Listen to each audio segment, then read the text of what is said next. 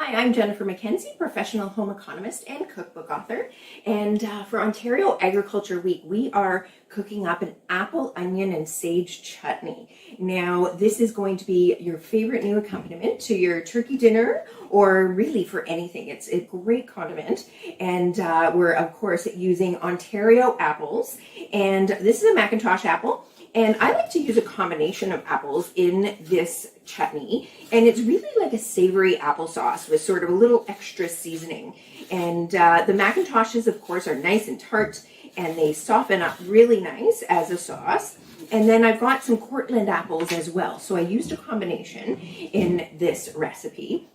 You can use any of the cooking apples, really. Ontario grows 15 varieties of apples, so we have lots to choose from. You do want a tartar cooking apple that holds its flavor when it's cooked, rather than one of the sweet apples that are better for eating out of hand or for salad. So choose a cooking apple that has lots of flavor and tartness, and that's perfect. It can soften, it can stay firm. It'll just depend on what you prefer for the texture. So I do peel them for this chutney, because once you're simmering chutney, it does get a little bit tough if you leave the skins on. When I eat them, I love the extra fiber from the skins, and I eat apples every day, and it really is delicious with the skin on. But for this one, you do want to peel them.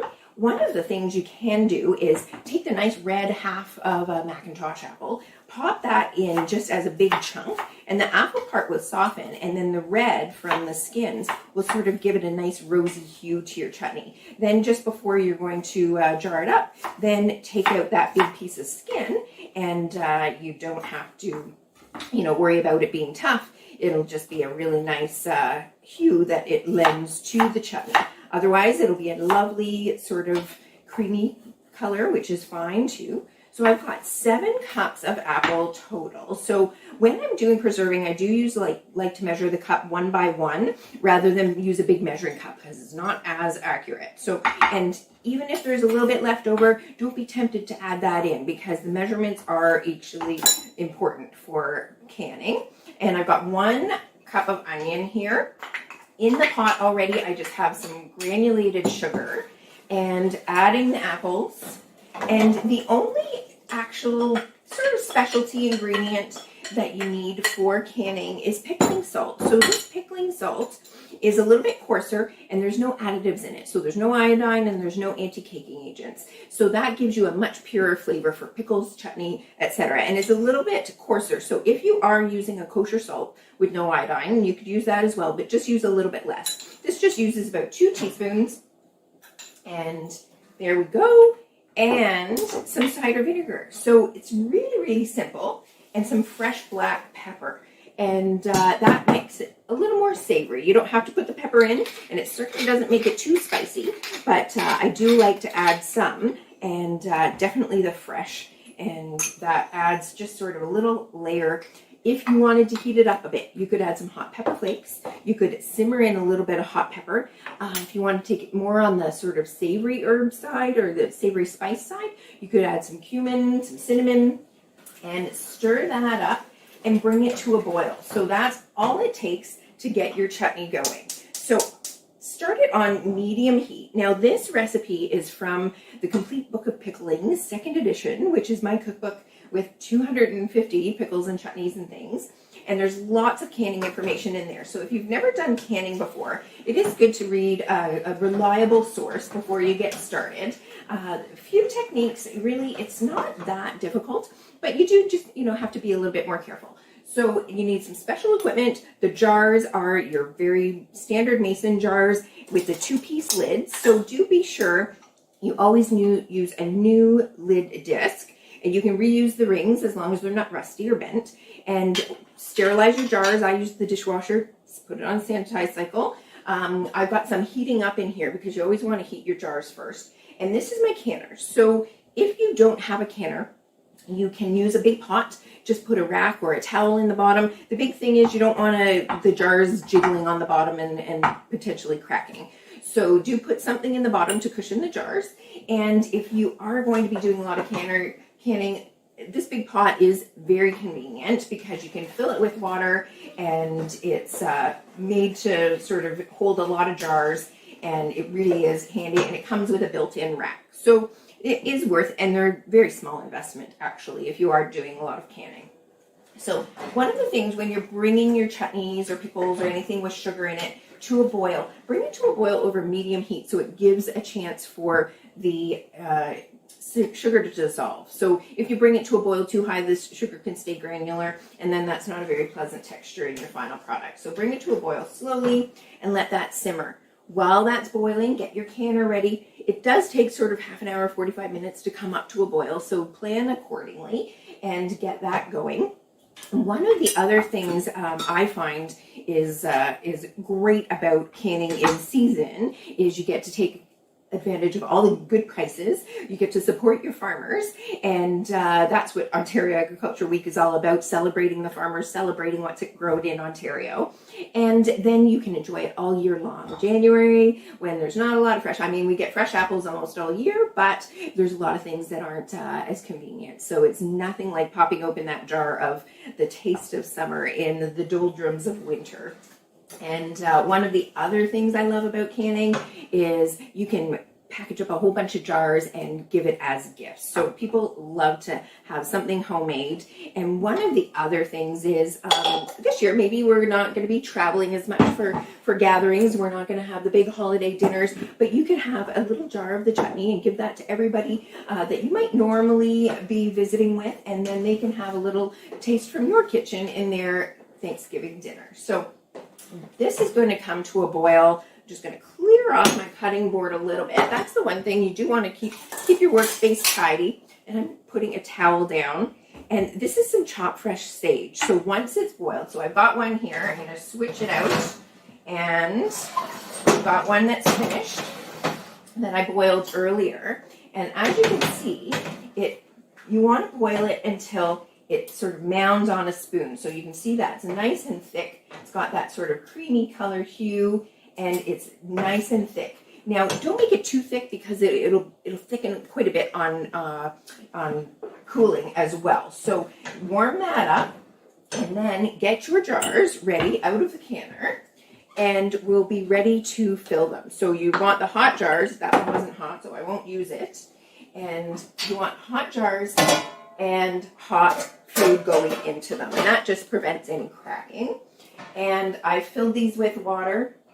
I've got one big one because we're going to want to open a big jar at our house and have that on the go. And dump out the water. And here's one smaller jar, and that one is ready. I'm going to pop another one onto the canner to keep hot while I do this. And fill your jars. So really it's not a lot of work, just the preparation, keeping the jars hot, and stir in the sage just before you're about to put it in the canner, and that keeps it nice and fresh. The flavor will infuse. If you don't care for sage, you could use thyme, you could use basil even, a touch of rosemary. If you don't have your own fresh herbs from the garden, like I do, you can certainly buy them. Our farmers grow those too. And often you get nice big bouquets at the farmer's market. So if you love going to the farmer's market, this is the great way to sort of support your local farmers that have been working hard all year and growing our food. And we want to thank them, and thanking them is buying from them is a good way to thank them. So I'm taking my chutney now, and it's nice and fluid, so it just drops down into the jar. Fill that up. Now, the other key is to make sure there's no bubbles. So you can check with a bubble remover like this. Make sure there's no bubbles. And you also want to make sure you've got the right amount of headspace. So the headspace in your canning jar is the space between the top of the fluid and the rim of the jar. So this one, I'm going to put that down a little bit. I want about ½ an inch, and that's about 3/4 of an inch. So I'm just going to add a tiny bit more chutney. And the reason your headspace is so important is you want to create a vacuum when you are sealing your jar. And that takes all the air out of the jar, and it actually is what preserves it. So it's a vacuum seal.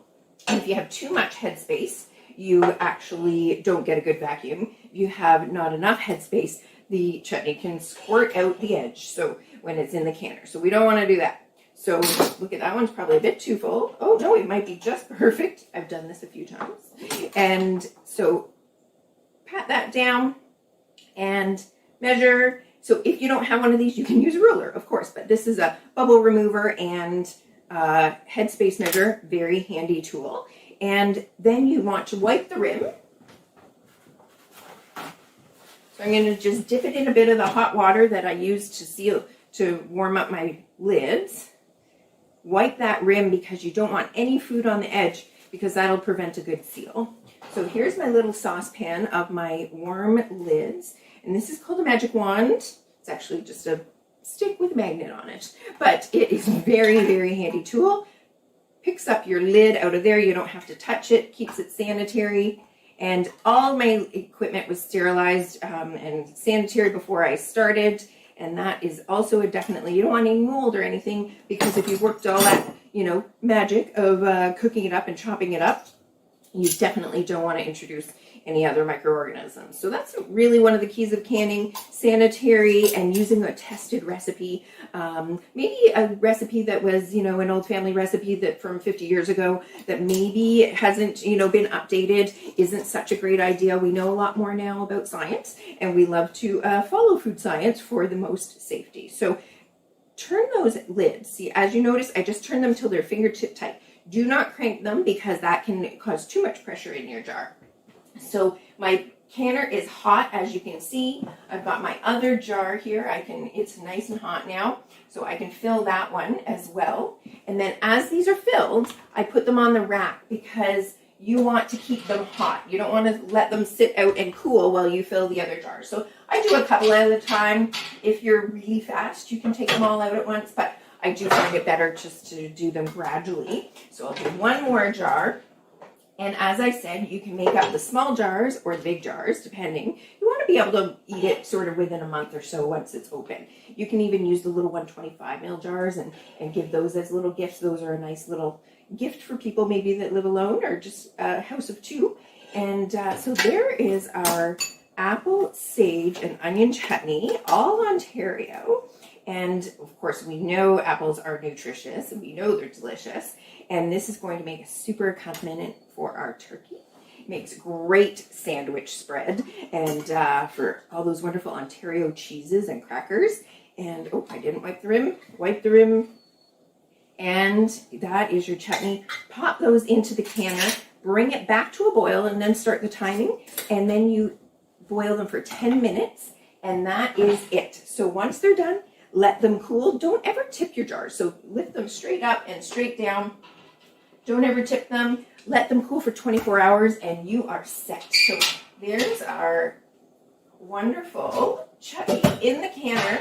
And like I said, if you don't want to can it, you can actually just pop it in the fridge and store it there. Do use a sterilized jar because it will actually keep a lot longer than if you just use a plastic container or something. So it is handy to do that.